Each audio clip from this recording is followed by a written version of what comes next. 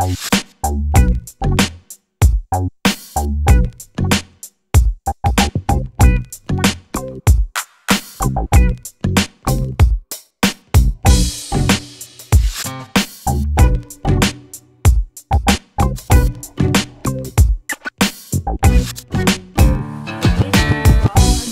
avait de belles maisons à la ville et à la campagne, de la vaisselle d'or et d'argent, des meubles en broderie et des carrosses tout dorés.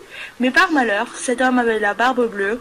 Cela le rendait si laid et si terrible qu'il n'était ni femme ni fille qui ne s'enfuit de devant lui. Ses voisines, dames de qualité, avaient 2 filles parfaitement belles. Il lui en demanda une en mariage et lui laissa le choix de celle qu'elle voudrait lui donner. Voulaient point toutes deux, ne pouvant se résoudre à prendre un homme qui eut la barbe bleue. Ce qui les dégoûtait encore, c'est qu'il avait déjà épousé plusieurs femmes, et qu'on ne savait ce que ces femmes étaient devenues.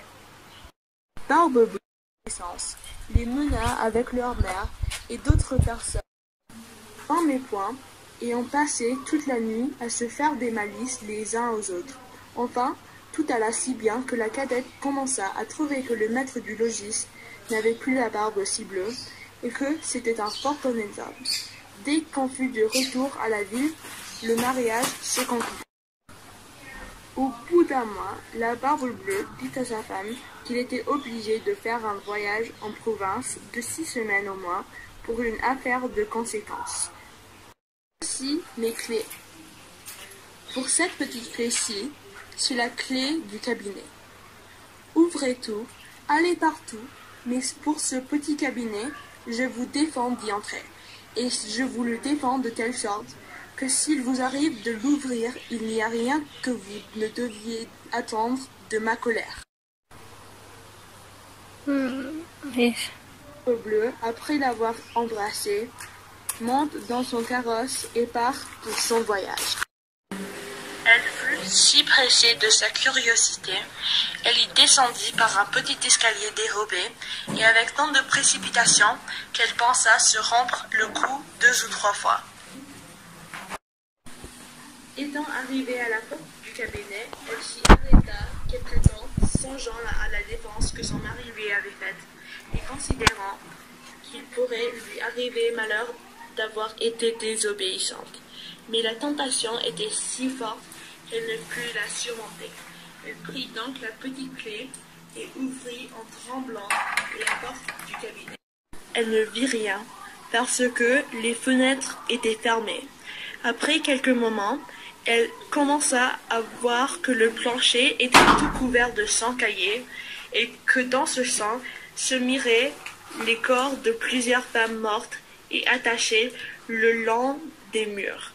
C'étaient toutes les femmes que la barbe bleue avait épousées et qu'il avait égorgées l'une après l'autre. Elle pensa mourir de peur, et la clé du cabinet lui tomba de la main.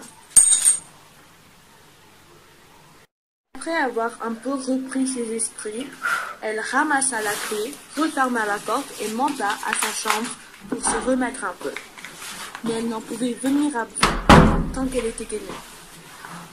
La barbe bleue revient de son voyage dès le soir même et dit qu'il avait reçu des lettres dans le chemin, qui lui avaient appris que l'affaire pour laquelle il était parti venait d'être terminée à son avantage. La femme fit tout ce qu'elle put pour lui témoigner qu'elle était ravie de son prompt retour. Le lendemain, il lui redemanda les clés, et elle les lui donna, mais d'une main si tremblante qu'il devina sans peine tout ce qui s'était passé.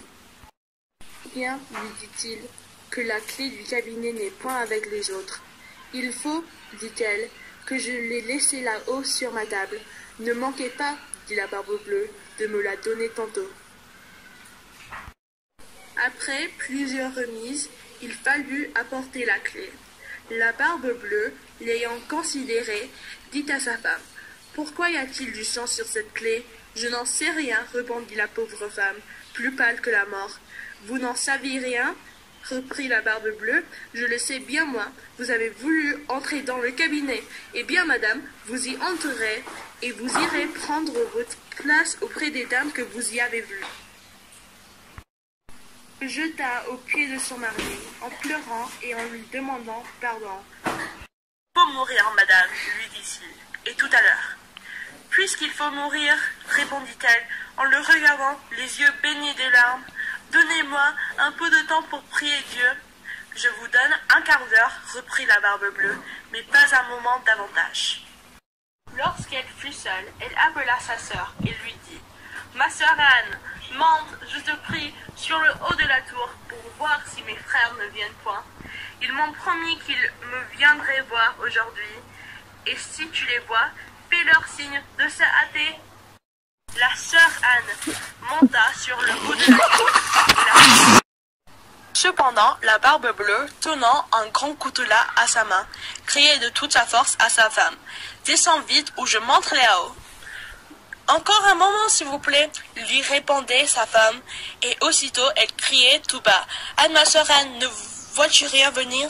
Et la sœur Anne répondait « Je ne vois rien que le soleil qui poudroie et l'herbe qui verdoie. »« Descends donc vite, criait la Barbe Bleue, ou je monte là-haut. »« Je m'en vais, répondit sa femme, et puis elle criait « Anne, ma sœur Anne, ne vois-tu rien venir ?»« Je vois, répondit la sœur Anne, une grosse poussière qui vient de ce côté-ci. »« Sans ce, mes frères, hélas non, ma sœur, c'est un troupeau de moutons.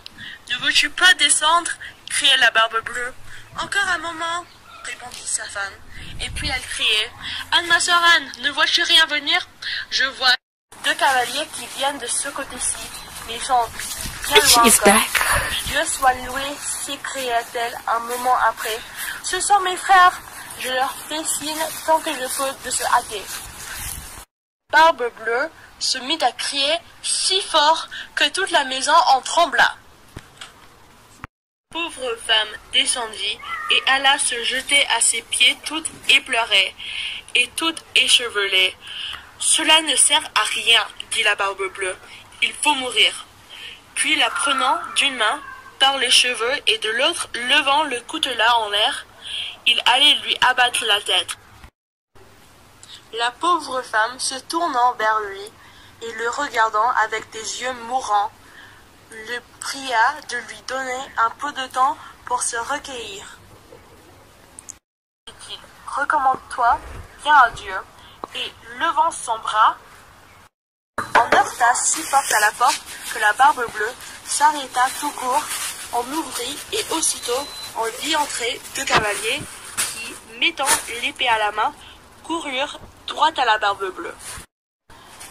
Il reconnut que c'étaient les frères de sa femme, l'un dragon et l'autre mousquetaire, de sorte qu'il s'enfuit aussitôt pour se sauver, mais les deux frères le poursuivirent de si près qu'ils l'attrapèrent.